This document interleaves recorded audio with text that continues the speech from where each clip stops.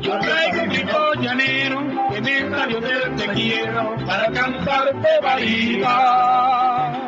La historia de soñación que me ha regalado Dios, junto a las cumbres andinas. Por eso cuando te canto, Buenas bajo noches. el olor de... Estamos en TV Caricuao en el programa Punto y Círculo.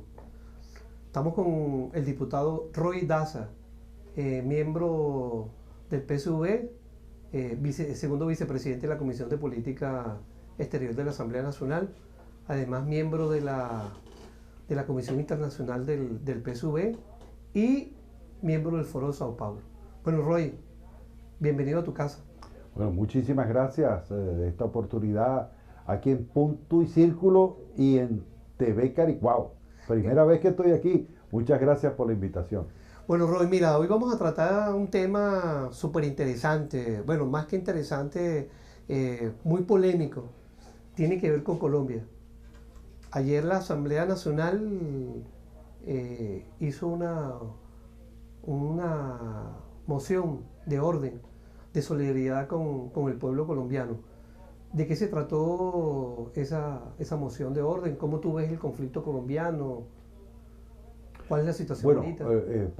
podríamos decir que el acuerdo de la Asamblea fue un acuerdo de solidaridad con el pueblo de Colombia. Básicamente es un acuerdo de solidaridad, un acuerdo de hermandad, de fraternidad, como corresponde ante una situación tan grave como la que se vive hoy en Colombia y como le corresponde a una Asamblea Nacional democrática, a una Asamblea Nacional, digamos, internacionalista e integracionista, porque no hay manera. La Constitución de Venezuela obliga a la Asamblea Nacional, le mandata a la Asamblea Nacional que esos son los principios que debe sostener. Es decir, ayer lo que hizo la Asamblea fue una ratificación, una reiteración de los principios fundamentales que rigen la política exterior de Venezuela. Y en ese sentido, digamos, la solidaridad con el pueblo colombiano era un hecho de suma importancia, sobre todo por el momento en que se hace. Pero fíjate, Roy, más allá de la formalidad y la solidaridad, es decir, Colombia somos nosotros también, ¿verdad? Claro, lo que pasa es que cuando tú estás en un parlamento y el parlamento es la síntesis de la voluntad política del país, que se expresó el 6 de diciembre, no es cualquier cosa que un parlamento se pronuncie. Ni el de Venezuela, ni el de cualquier otra parte del mundo. Es decir, siempre es un hecho político concreto que un parlamento se pronuncie. Independientemente de lo que puedan hacer los otros poderes, o de lo que pueda hacer cualquier partido político, cualquier estructura. Un parlamento es un parlamento. Pero hay que anotar lo siguiente. El acuerdo fue aprobado por unanimidad. Es decir, que incluye a la oposición. Incluye a la oposición. Todos los miembros de la oposición votaron a favor del acuerdo que presentó el diputado Freddy Bernal. Pero fíjate eso tiene una gran significación. Fíjate lo sorprendente, si Colombia, el gobierno colombiano, porque hay que diferenciar, una cosa es el gobierno del Estado colombiano y otra cosa es el pueblo colombiano.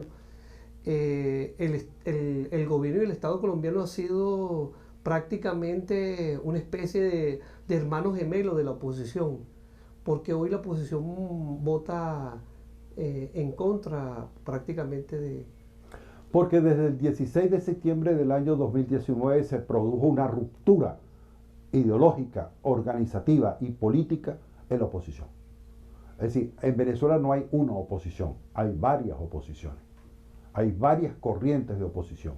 Pero la inmensa mayoría política de la oposición, no solo estoy hablando de los partidos, no solamente estoy hablando de las agrupaciones, estoy hablando del pueblo opositor, del pueblo que por una razón parcial o total no está de acuerdo con el proyecto bolivariano.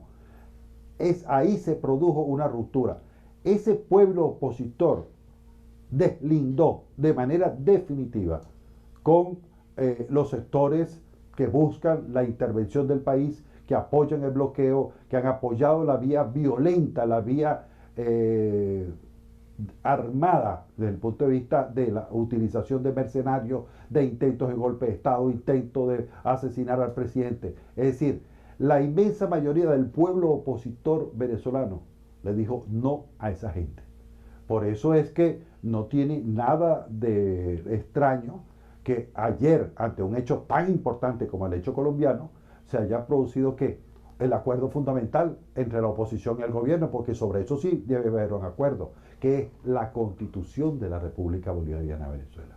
Pero fíjate, retomando el tema de Colombia, ¿puede haber hoy diálogo en Colombia? Mira, puede haber diálogo y de hecho ya lo hay, ¿no? Lo que no se vislumbra es una salida política al conflicto.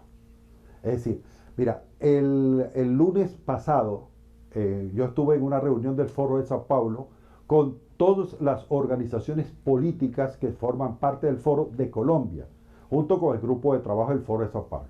Y ahí, digamos, recibimos la información de los 7 partidos que forman el Foro de Sao Paulo de Colombia.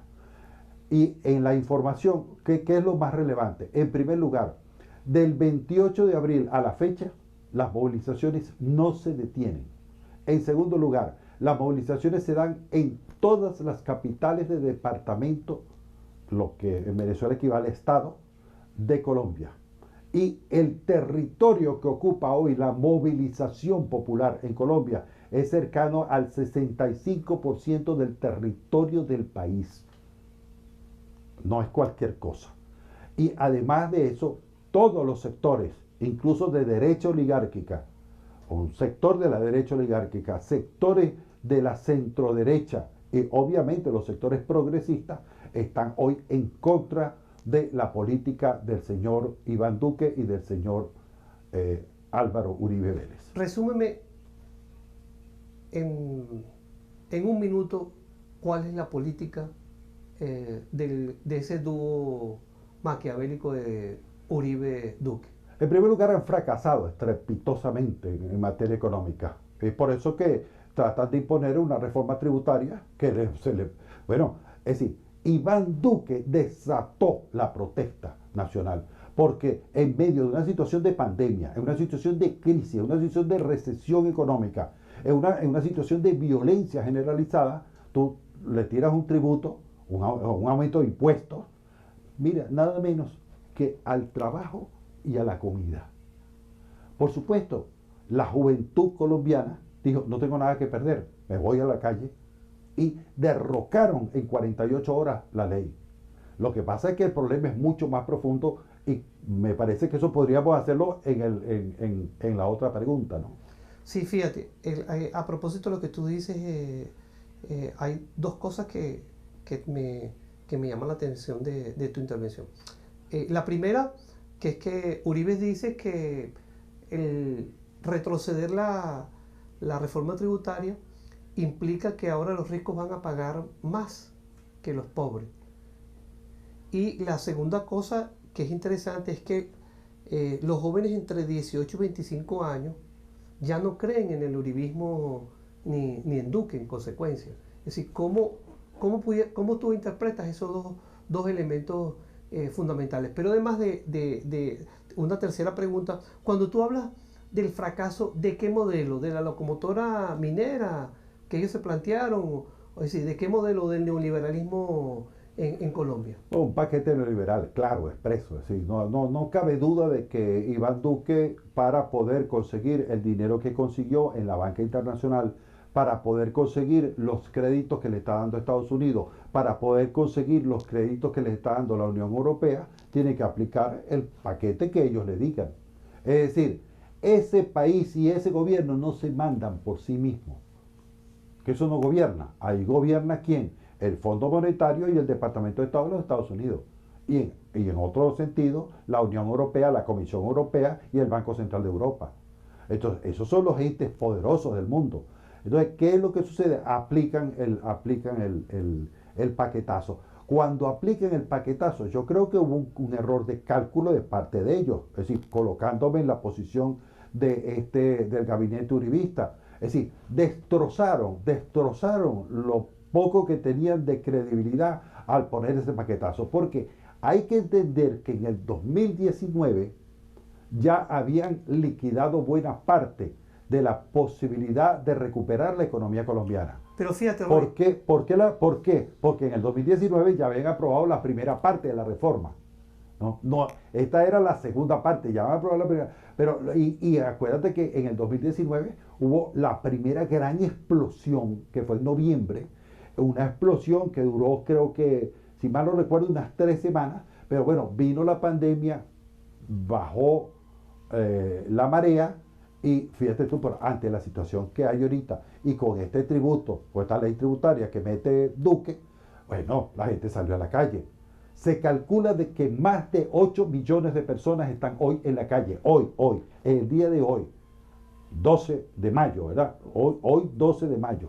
Más de 8 millones de ciudadanos colombianos están en todo el territorio, en las calles de Colombia, diciéndole, no ahora no solo me echa para atrás la reforma tributaria, sino me recuperas el salario, me recuperas la seguridad social, no quiero seguir pagando la seguridad social privada, y además de eso me apoyas con vacunas, me apoyas con medicina y me apoyas con atención para la pandemia del coronavirus. pero fíjate, Roy, tú hace rato Esos decías- son los elementos económicos. También faltan los elementos políticos. El elemento político, concreto, que es lo que resume incluso políticamente todo. Queremos democracia. Eso es lo que grita hoy el pueblo de Colombia. pero queremos democracia con otra cosa. Queremos democracia con paz. Claro, ese es el otro. Porque si bien es cierto, Roy, yo creo que en el elemento político la democracia es un fuerte allí, también esa democracia tiene que ver con la paz. Y políticamente la paz hoy en Colombia es muy, muy difícil. Es decir, la guerra se trasladó del campo a las grandes ciudades. Ese es el gran, No, ese es el gran problema lo que hay. resumen como lo gritan los muchachos en las calles, ¿no? Sin paz no hay democracia, y sin democracia no hay nación. Es decir, ellos están resumiendo en 3 consignas una situación dramática porque la orden de Duque y la orden de Uribe fue salir a matar. Es decir, provocar una matanza, es decir, a sangre y fuego acabar con la rebelión popular. Ahora, la rebelión popular es de tal magnitud que cuando desde el 28 de abril ha dicho yo no negocio, el lunes se tuvo que sentar a negociar. Que no llegaste a un acuerdo, no llegaste a un acuerdo ese día, pero vas a tener que sentarte a negociar, o esta noche, o mañana, o el viernes, pero te vas a tener que sentar a negociar. ¿Con quién está obligado a sentarse? Está obligado a sentarse en primer lugar con el Comité Nacional de Paro, porque el Comité Nacional de Paro es el que sintetiza, el que convoca, el que llama y el que tiene una agenda de solicitudes. Es decir, tiene, digamos, el programa que está... Porque, mira, a diferencia de otros momentos y a diferencia de otras culturas políticas, aquí no se trata de asuntos genéricos de la política. Se trata es de aspectos muy específicos que está solicitando no el Comité Nacional de Paro, está solicitando la ciudadanía colombiana. Eso es lo nuevo en la política. Fíjate, Roy, vamos a terminar este segmento. Quiero dejarte varias preguntas en el tintero. La primera cosa, ¿hay salida en Colombia? Segunda pregunta, la correlación de fuerza en Colombia. La tercera pregunta, ¿con quién dialoga Duque? ¿Con quién va a dialogar? Ahorita Duque en el medio de las cosas, porque prácticamente con algunos le han dicho, incluso con algunos actores importantes, los actores importantes le han dicho, no, tienes que negociar ahí con el Comité Nacional de Paro. Pero todas esas preguntas me las vas a contestar en el próximo segmento. ¿Cómo no? Yo traigo mi voz llanero, que me salió del te quiero, para cantarte bahía.